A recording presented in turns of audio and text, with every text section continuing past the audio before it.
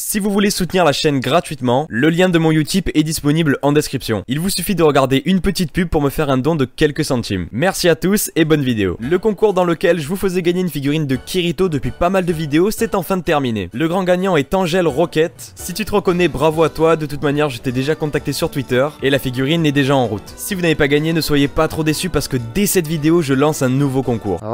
Vous pouvez dès maintenant laisser un commentaire avec votre pseudo Twitter et vous aurez peut-être une chance d'être tiré au sort. Je n'ai pas encore décidé pour la figurine, du coup je vous laisse me faire des propositions dans les commentaires. D'ailleurs, si vous kiffez les figurines d'animé et de manga, je vous laisse aller voir le site de Ninoma qui me permet de faire tous ces concours. Il y a beaucoup de choix sur beaucoup de licences et il faut l'avouer, les figurines sont très stylées. Je vous laisse le lien de leur site dans la description. Merci encore à tous pour les 100 000 abonnés, c'est juste énorme. Allez bref, on a assez parlé et c'est parti pour la vidéo.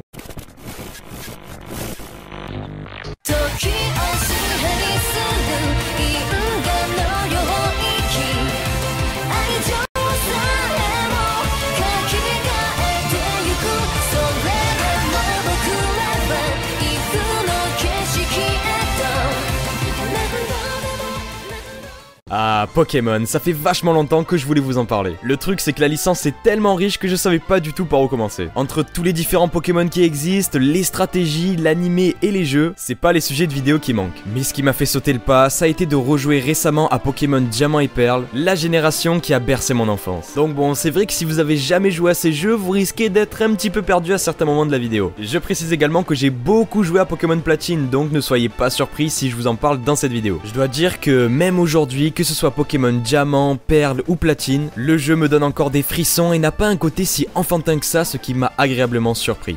Mis à part quelques dialogues un petit peu forcés, en même temps c'est normal, c'est un jeu Pokémon qui s'adresse à la base pour des enfants, je n'arrive pas à voir de gros défauts à cette génération de jeux. Les musiques, la région de Sinnoh et ses lieux incroyables, mais aussi et surtout tous ces personnages mémorables que l'on rencontre au cours de notre périple. Diamant et Perle, c'était aussi l'occasion de voir apparaître de nouveaux Pokémon ultra classe et dont beaucoup font partie de mes favoris encore aujourd'hui. Dans cette vidéo, je vais donc vous présenter 5 moments qui m'ont marqué dans ces jeux. Évidemment, ces choix sont subjectifs et sont vraiment personnels. Je vous invite d'ailleurs à me dire dans les commentaires quels sont les événements qui vous ont le plus marqué dans ces jeux, comme ça je pourrais voir si vous en avez en commun avec moi. Allez, sur ce, on commence.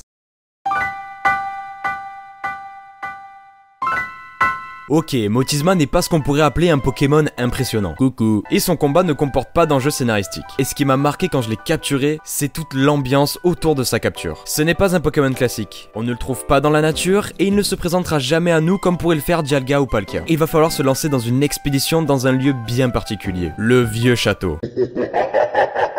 Cette espèce de manoir se situe dans un chemin caché dans la forêt de Vestigion. Personnellement, je trouve déjà que la forêt de Vestigion est un lieu très spécial, qui inspire à la fois une certaine angoisse et à la fois une atmosphère paisible, comme si le temps y était suspendu. Et je pense que cette atmosphère est en grande partie due à l'OST, qui est vraiment magnifique. Après avoir coupé les arbres à l'entrée du chemin, vous pourrez rentrer dans le manoir et c'est alors que des événements étranges vont commencer à se produire. Vous allez rencontrer des fantômes de Pokémon et même des fantômes de vraies personnes. La musique est glauque et en plus de ça, pour pouvoir capturer Motisma, il faut impérativement que la nuit soit tombée. Vous êtes désormais seul dans un lieu hanté. Motisma réside au premier étage. Quand vous rentrez dans une chambre, la télé est allumée et vous pourrez le combattre et le capturer. Attention quand même, le Pokémon est de niveau 15, ce serait super con de le mettre KO et de ne plus pouvoir l'attraper. Il est très cool je trouve, notamment avec ses nombreuses formes et son type unique dans le monde de Pokémon, le type spectre électrique. Ce que j'adore avec la capture de ce Pokémon, c'est le fait qu'on doive mener cette petite mission en pleine nuit, dans un manoir hanté, au beau milieu d'une forêt. Au bout de cette petite aventure se trouve la capture d'un Pokémon rare et unique, que demander de plus?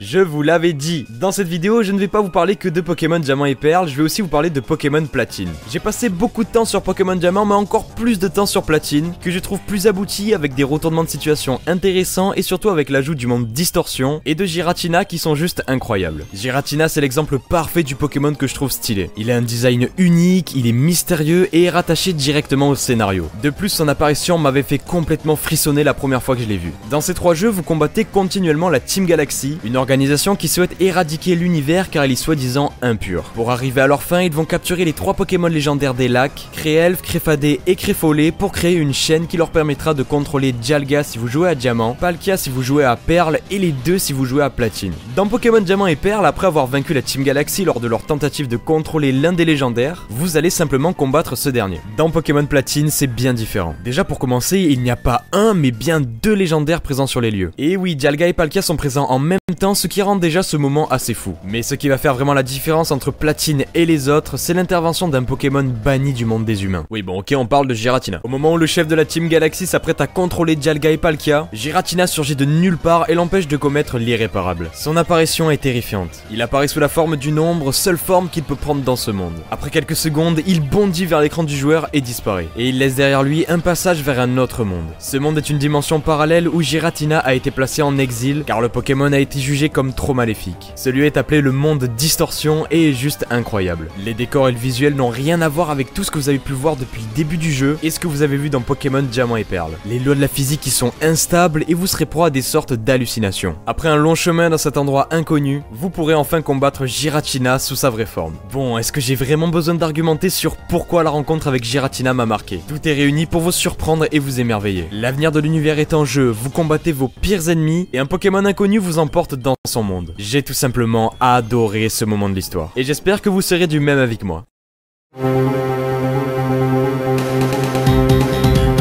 Je viens de vous parler de Giratina et j'ai mentionné à plusieurs reprises la Team Galaxy. La Team Galaxy vont être vos principaux ennemis, une organisation qui veut détruire le monde comme je vous l'ai dit. Dès le début de votre aventure, vous allez croiser cette fameuse Team Galaxy et croyez-moi, ils vont pas vous lâcher. Vous allez combattre leurs sbires tout au long de votre épopée et même combattre leurs dirigeants au bout d'un certain temps. La Team Galaxy est composée de sbires, de 2 commandants et d'un scientifique assez chelou. Mais celui qui nous intéresse le plus, c'est lui, Helio, le chef suprême de l'organisation. Et c'est d'ailleurs l'une des premières personnes que vous allez rencontrer dans le jeu. Ce qui me fait dire que cette génération de Pokémon n'est pas si enfantin que ça, c'est en grande partie à cause de cet homme. Ses motivations n'ont rien d'insensé comme pourrait l'être celle de la team Magma ou Aqua, qui ne veulent plus d'océan ou plus de continent. Ouais, d'ailleurs, j'ai jamais compris leur délire. Non, Helio est un être antipathique qui renie toutes les émotions. Pour lui, l'esprit des humains et l'esprit des Pokémon est imparfait et donc impur. Le monde dans lequel nous vivons doit être donc purifié. Et c'est pour ça qu'il a réuni tous ses Pokémon légendaires pour faire une sorte de reboot de l'univers, comme quand ton PC rame un peu trop. Hop, tu redémarres. Ces idées sont vraiment matures pour un jeu Pokémon, ce que j'ai beaucoup apprécié. Le personnage d'Helio n'en est que plus crédible et on le prend directement au sérieux. Vous allez le combattre plus d'une fois et chaque combat est palpitant. Vous combattez l'homme qui dirige vos ennemis, un homme qui a pour but de détruire l'univers. L'enjeu de chaque combat est énorme. Helio a même une musique qui lui est dédiée, ce qui rend chaque rencontre encore plus marquante. Mais pour moi, le meilleur combat reste celui du monde Distorsion. Lors de l'invocation de Dialga et Palkia, vous allez combattre toute la Team Galaxy. En gros, c'est là que tout se joue. S'ils vous battent, ils vont pouvoir réussir leur plan, donc attendez-vous à être reçus comme il se doit. Vous allez combattre les sbires, puis les 2 commandants, mais au final, un homme manque à l'appel. La Team Galaxy est au bord de l'extinction, Dialga et Palkia n'ont pas pu être contrôlés et tous leurs dirigeants ont été battus. Tous sauf un. Et oui, Helio s'est lui aussi rendu dans le monde Distorsion. Il s'y est rendu pour jouer sa dernière carte puisque tous ses plans ont échoué. Vous le poursuivez à travers le monde Distorsion et une fois arrivé face à lui, le combat peut enfin commencer. Ce combat est porteur de tellement d'enjeux qu'il m'a donné des frissons. Comme vous vous en doutez, vous allez finir par le battre. Helios a vous vaincu mais n'a pas pour autant changé de mentalité. Il s'en va et on n'entendra plus jamais parler de lui. Qui sait ce qu'il a bien pu devenir? Helio a échoué et la Team Galaxy est tombée avec lui.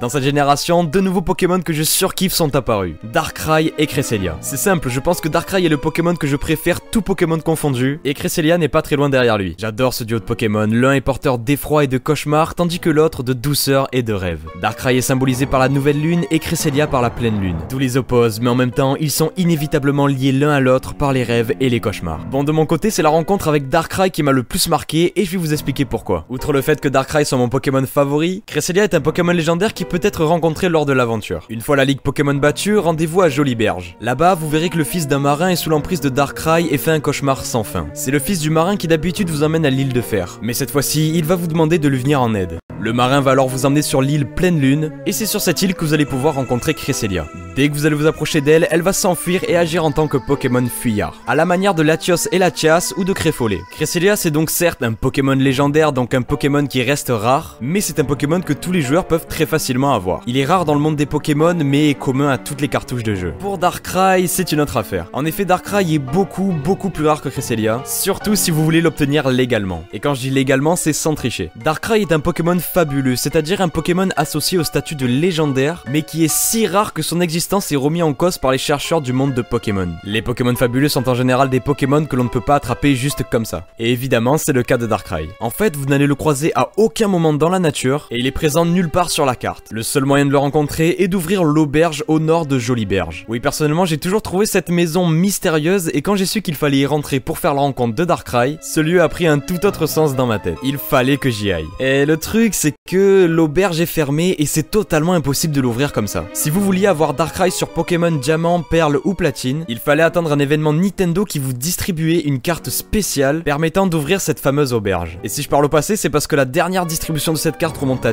2009 pour Platine et 2008 pour Diamant et Perle. Et il faut savoir que ces distributions étaient calées sur des dates précises et elles étaient assez rares. Fallait vraiment pas les rater. Ouais, ça explique la rareté de Darkrai. Aujourd'hui, il existe quand même plein de méthodes pour pouvoir le capturer, mais c'est soit en trichant, soit en exploitant un bug. Donc bon, rien de très palpitant, mis à part le stress que votre console plante durant le bug. Et c'est vraiment pour ça que je vous dis que cette vidéo est ultra subjective. Si pour moi la rencontre avec Darkrai était marquante, c'est parce que je l'ai obtenue légalement et avec l'événement de Nintendo. Je me suis amusé à chercher sur internet et j'ai retrouvé la date précise où j'ai reçu cette fameuse carte membre. Avant de faire mes recherches, je me rappelais encore de la date, j'avais simplement un doute sur l'année, c'est pour vous dire à quel point ça m'a marqué. C'était le 3 juillet 2008. J'avais donc 8 ans. Je sais pas comment vous décrire ce moment, mais dites-vous qu'à l'époque je m'étais levé discrètement de mon lit à 6 h du matin, sans réveiller mes parents, et j'ai attendu 1 heure entière le temps de recevoir mon Saint Graal. J'étais tellement heureux. Une fois obtenu, j'ai enfin pu ouvrir la porte de ce lieu sinistre. J'ai enfin pu rentrer dans l'auberge. À l'intérieur, un homme m'attendait. J'ai pris place dans le lit à côté de lui et je me suis endormi. Je me suis réveillé sur l'île Nouvelle Lune, l'île où réside Darkrai. Je crois que j'ai jamais autant utilisé de précautions pour pas mettre KO un Pokémon. Bref, j'ai fini par le capturer et j'étais à ce moment-là l'enfant le plus heureux du monde. Et en y réfléchissant, c'est peut-être à ce moment-là que Darkrai est devenu mon Pokémon favori.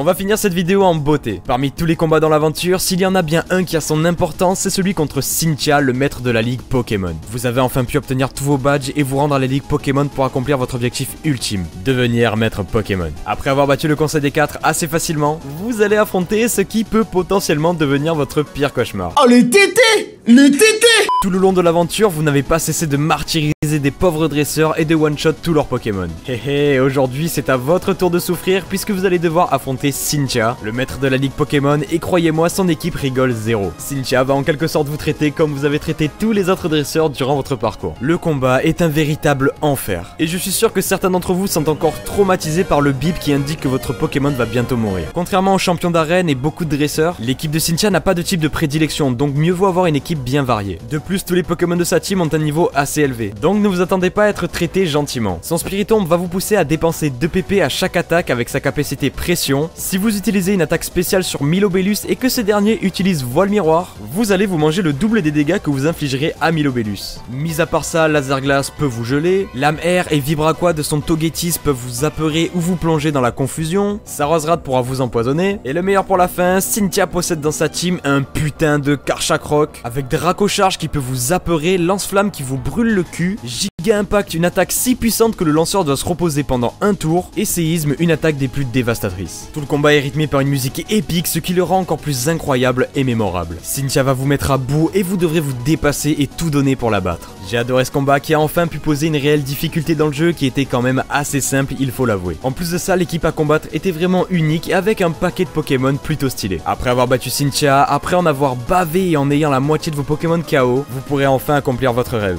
Devenir maître de la Ligue Pokémon et accéder au Panthéon des dresseurs. J'aimerais vraiment vos retours sur cette vidéo, donc en plus de votre pseudo si vous voulez participer au concours, dites-moi si vous voulez plus de vidéos sur Pokémon. Je vous le rappelle, le site de Ninoma est disponible dans la description, j'ai un petit Utip pour ceux qui veulent me soutenir gratuitement, n'hésitez pas à lâcher un petit like et à vous abonner à la chaîne, ça me fait toujours très plaisir. Sur ce, moi je vais vous laisser en vous souhaitant une bonne journée ou une bonne soirée, c'était Denoz, allez bye bye.